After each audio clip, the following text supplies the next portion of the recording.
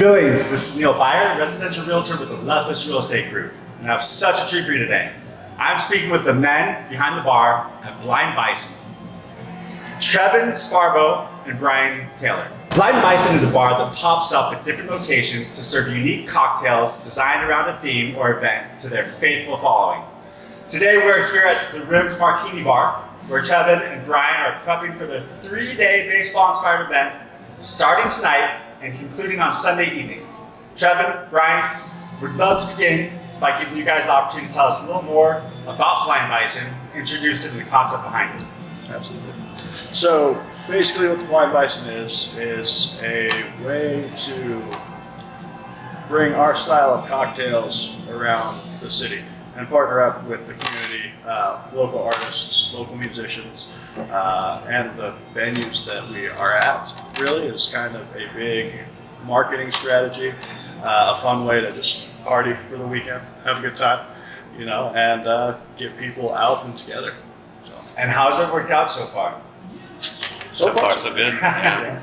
I mean, tell us a bit about how it started. And I mean, it's a fascinating story. I mean, I think it was just kind of an idea you guys had. Right. It was kind of Absolutely. Yeah, we had chatted about it a few times, and one night after work, when we were he and I were both bartending at Jake's at the time, and we went to actually the Monte Carlo. Well, just the Monte now. Yeah. Don't want him to get sued. But we were having some drinks, and we were talking about our idea, and a friend of ours, Tori, was like, "Hey, I work at Plaza, and there's I'm in the Plum Creek Casino, and there's a bar right next door that we don't even use." She's like, "I bet you, they'd love to have you." And so she got a hold of the owner and the manager, and was like, "Yeah." She's like, "Can you meet with them on Wednesday?" And we're like, "Wow, okay." Yeah, that was quick. Yeah, they got back to her right away, and so we prepped all night. We're like, okay, what are we gonna say? How are we gonna say it? How do we, give them what's the value added? And we sat down with them, and we told them, started our little pitch, and about 2 minutes into it, he's like, "I love it. Let's do it. Let's do it." And we're like, we got so much more. Exactly. We got so much more to tell you.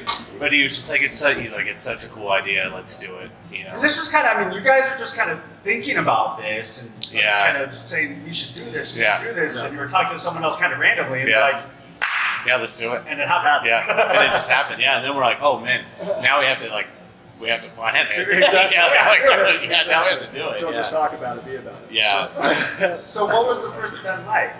The first event was different. We'll say that. Yeah. Different because we didn't know what we were getting into. One, and then it seemed like things were going right. Yeah, but everything that could go wrong went wrong in its own weird way.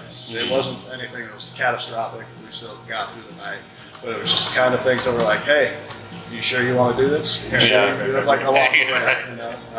We didn't have a working sink in there the week out, so they had to put a sink in the bar where we were at Plaza Arcade, which was cool. They kind of built this little room around what we were doing, so that was gratifying. They believed in it, but the sink ended up having a leak. The ice machine was on the other side of the building, and it was just all these weird things that made it not flow. But I think you guys mentioned in a previous conversation that kind of added to the lure or to the actual idea of it, right? Yeah, absolutely. Yeah, it was. We were that speakeasy. You had to know where to go to find the spot, because it was pretty well hidden. It's a fascinating story. I mean, to go from this just crazy idea that you guys just talked about, probably drinking some drinks at a bar, and then just stumbling upon it, and then it happening kind of randomly, but then also So it's one thing for people to say they're going to show up, but people showed up. Yeah. And it was the first week that we did it, or the first time, you got to pass all these broken arcade games and find the spots and see, did our advertising do well? Is everything going to work? Are our musicians going to show up? So it's kind of cool to start there, and then now where it's at, the following that we've got, it's just, we survived, it worked. And I think also, I remember talking previously, I mean, when you first had this idea or concept, I don't remember if you presented the idea to other restaurant owners or bartender or bar owners, and they kind of laughed at you or didn't really understand the concept? Or?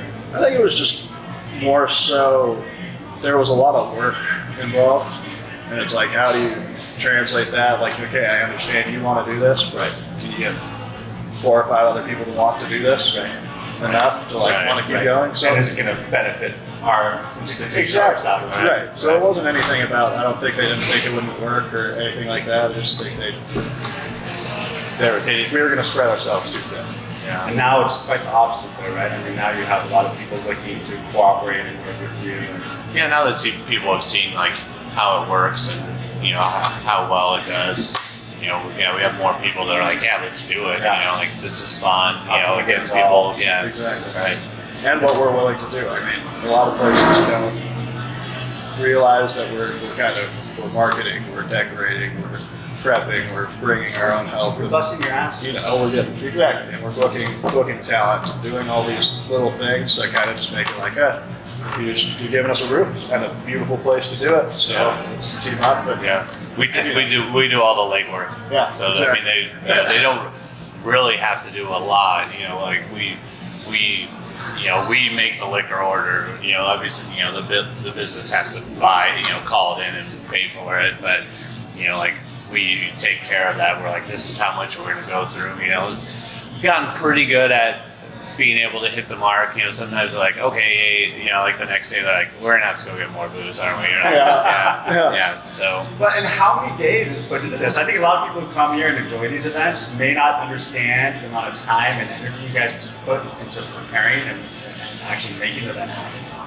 Well, honestly, it might not all be like grunt work, but as soon as we announce it or as soon as we know something's going to happen, we're constantly thinking about it or throwing back ideas like, oh, hey, I saw these cool things. Let's get this and throw it in the mix. Yeah. And it's it's not like I said, it's not all prep work. It's not that, but we're constantly talking about it. So a lot more would go into it. But time and energy, but also passion, right? I mean, you guys are loving this. You guys are enjoying it so much, and I can understand why. You're creating a movement. Hopefully. I hope, yeah. Exactly. Tell us more about the event that's happening this weekend, tonight, Saturday, Sunday.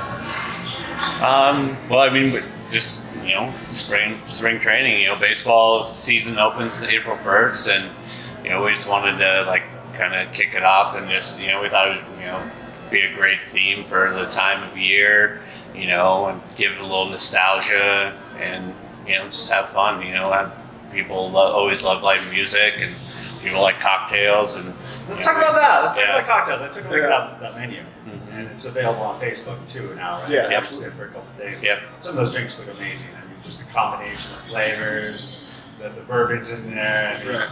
Can you talk a little bit about the drinks? Tried to make it as close to being at the ballpark as you could in a glass, if you will. There's one I'm really excited about on there. Is kind of our rendition of a Caesar this time around that we lined up ingredient-wise with like a Chicago-style hot dog. Okay. So you got your sport peppers, your neon green relish, which is part of the vodka now. It's a really cool color. Everything that's going to make a Chicago dog, it's all going into a drink. All going into a drink. Yeah. So hopefully it tastes as good as I think it's going to. What do you mean? You haven't tried it? Not yet. No.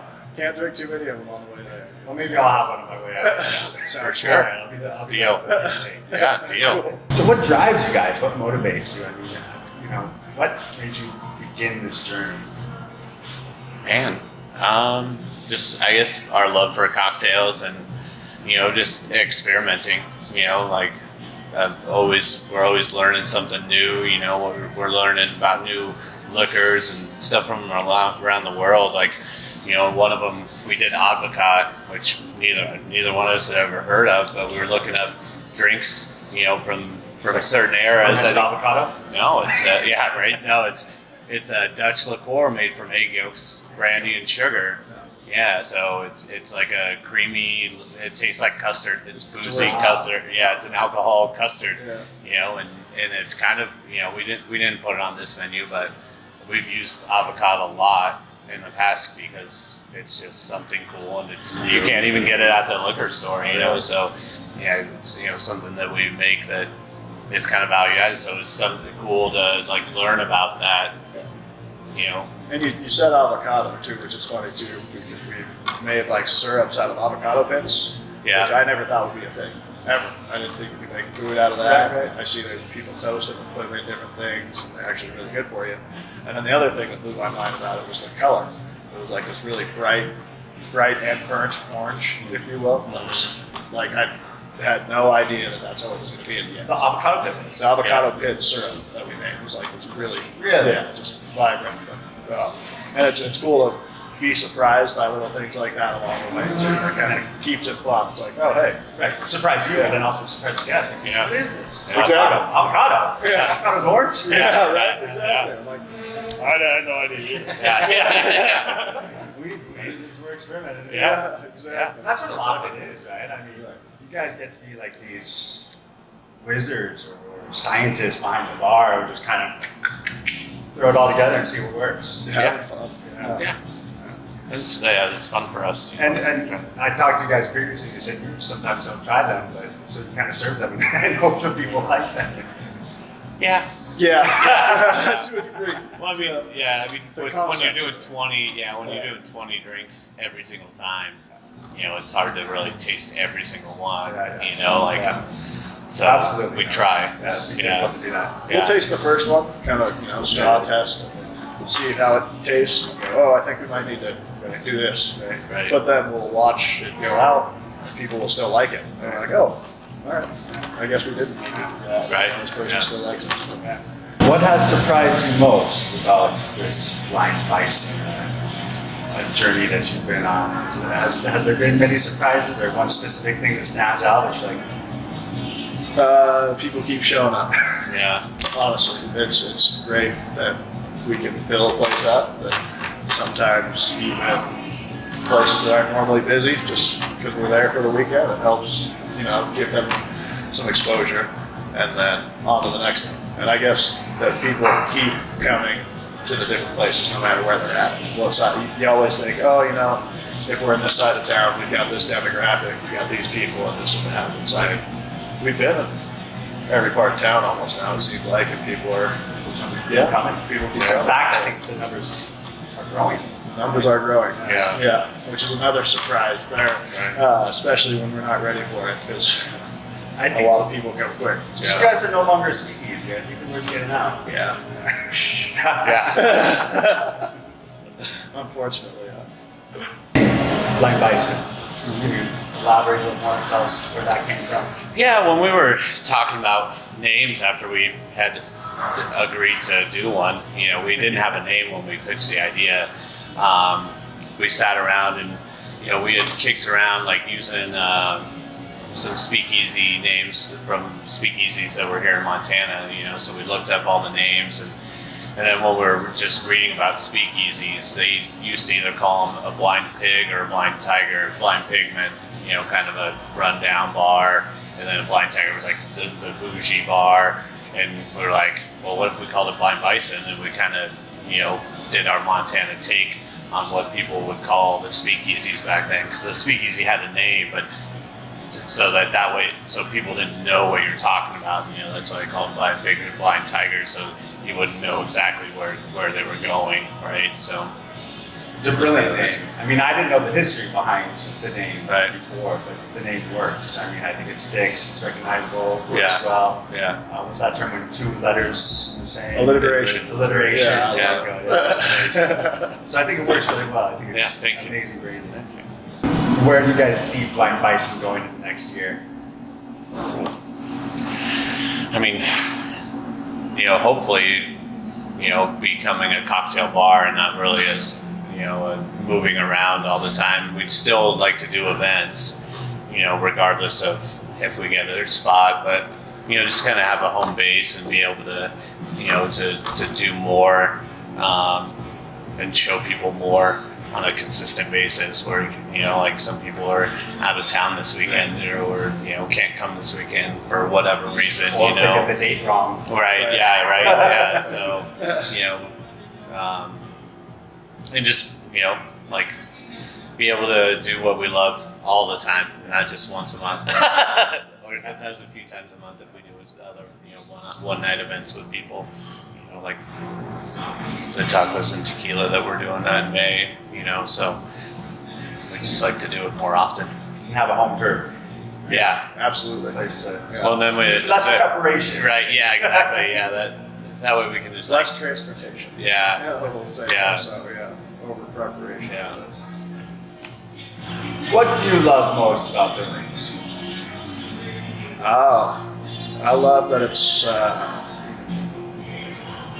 potential here at the moment.